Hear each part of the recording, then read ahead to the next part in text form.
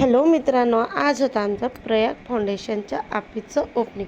सर्वच महिला इथं खूप खुश झाल्या, कारण की आम्ही 6 महिन्यापासून महिलांना घर बसल्या वाती बनवायच्या आणि थैली बनवायची ट्रेनिंग देत होतो आणि त्यांच्याकडून काम आम्ही करून घेतो. आमच्याकडे कच्चा माल येत होता, तो आम्ही त्यांना पक्का माल बनवून आम्ही कंपनीला पाठवतो.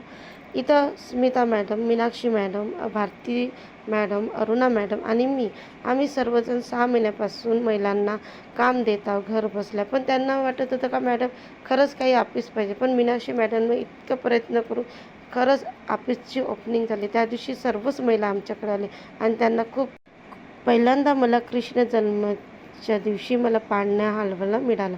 पण मला इथं समजलं नाही की हे काकू पूजा झाल्यानंतर मोरपंख कशाला नेतात. मी त्यांना विचारलं, काकू काहून नेत आहे? त्यांनी म्हटलं का नाही आम्ही हर वर्षी नेतो.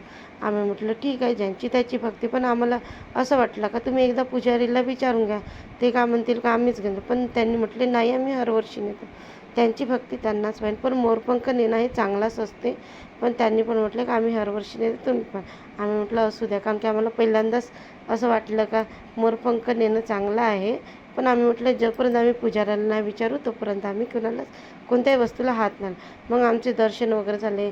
मीनाक्षी मॅडमनं पण पाळणा हलवलं, स्मिता मॅडमनं पण. त्यांना पण खूप खुशी झाली का पहिल्यांदा आम्हाला पाळणा हलवायसाठी मिळाला. आणि खरंच पूजा इतकी सुंदर वाटली, खरंच सजावट वगैरे खरंच आम्हाला तिघींना किती वर्षापासून माझ्याचा खरंच फायनली ती इच्छा पूर्ण झाली. आणि राधाकृष्ण तर मला खूप आवडले आणि त्यांचा पण मी झुला. इकडे मला शिवपरिवार दिसले आणि आपले विठ्ठल रुक्माईचं पण मूर्ती होती. याच्यानंतर तर दुर्गादेवीची मूर्ती तर खूप सुंदर आहे. पहा ना, तिरंगाची साडी लावून होती, कारण की त्या दिवशी होते 15 ऑगस्ट. खरंच प्रत्येक मंदिरामध्ये खूप चांगली सजावट झाली होती.